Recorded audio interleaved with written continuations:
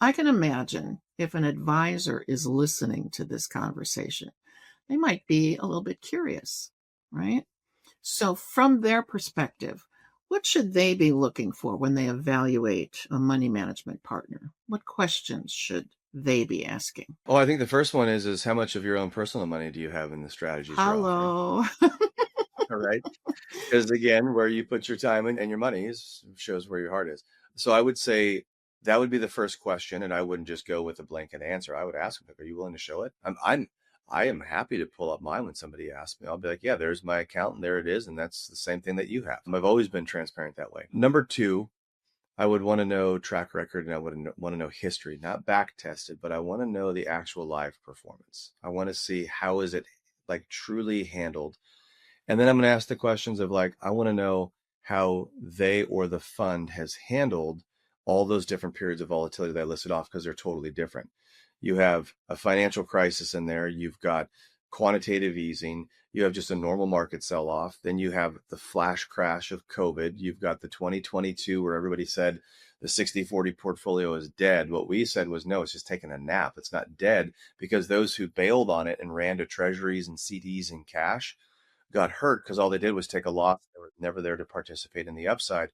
So like you talked about, being able to put people into a position that they're not suffering those catastrophic losses or those big hits to their portfolio puts into a great position to just continue to adding gains, right? Was it Einstein who said that the power of compounding? I'm butchering his quote. So anyway, we all know that Einstein talked about compounding interest. It's the seventh wonder of the world, or the eighth wonder of the world, what he said. And that is so important because we talk about that in the book too. It's the mathematical catch-up game. It's sequence of return. If you don't understand how that affects your assets, it's one thing to see a line on a chart. It's another thing to know, how do I perform like that line? And that'd be the last thing I'd share with you that I would advise somebody to ask.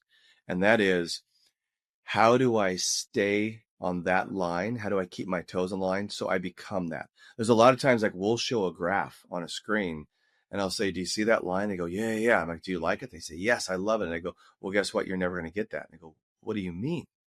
And I start to dissect the idea of, if you're going to get emotional and jump in and out, the second you get off that train, then you're in trouble and you're not going to start performing there. Now you're playing the catch-up game and you're not going to be able to catch up. Depending upon the amount of fees that are levied in there, all these different components, that if they cannot get that figured out, that line is a myth. So here's what a lot of investors do now.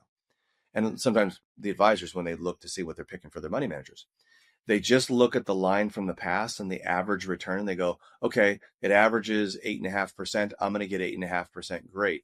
But as soon as volatility comes in and things get scary and they make one move to pull out of there, or that money manager makes a bad move, and all of a sudden that line, that idea that I get 8% a year is no longer happening. Because remember, to get 8, what does that mean?